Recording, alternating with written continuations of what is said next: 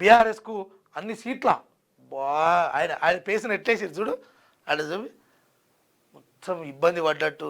ఏదేమైనా ఒంటి చేతితోటి చేస్తుండు అది మన కేటీఆర్ గారు.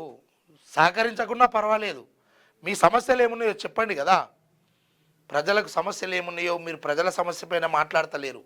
అటు ఆ సన్నాసులు ప్రజల సమస్యలు పట్టించుకోండి.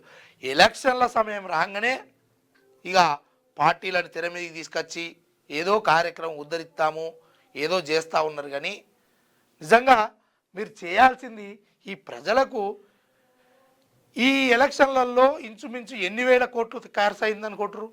దాదాపు 12,000 పైచిలకు అభ్యర్థులు పోటీ చేస్తే ప్రధానంగా వీళ్ళ పార్టీల నుంచి 9,000 మంది పోటీ చేశారు. 9,000 మంది పోటీ చేస్తే ఎన్ని వేల కోట్లు ఖర్చు కావచ్చు?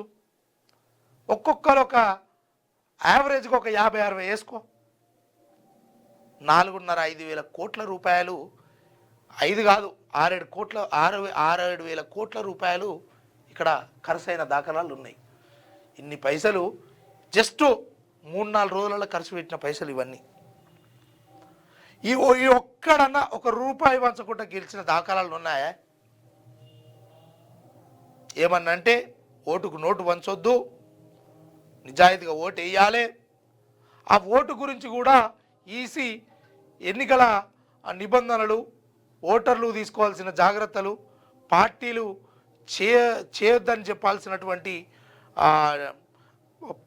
ప్రలోభాలు ఇవన్నీ కూడా ఎన్నికల కమిషన్ కూడా దీని మీద ఎక్కువ దృష్టి అయితే అప్పట్లో గోడల మీద రాసేది, మైకు పెట్టి చెప్పేది. ఇప్పుడు అది అంతా ఏది లేదు. ఎందుకంటే పార్టీలతో పాటు కలిసిపోతూ ఉన్నాయి. అట్లా ఎన్నికల కమిషన్ కూడా కొంతవరకు మంచిగానే ఉన్నప్పటికీ ఇంకొంత మార్పు చెందాల్సిన అవసరం ఉందని చెప్పేసి దీనికి సంబంధించినటువంటి విశ్లేషకులు చెప్తా ఉన్నారు.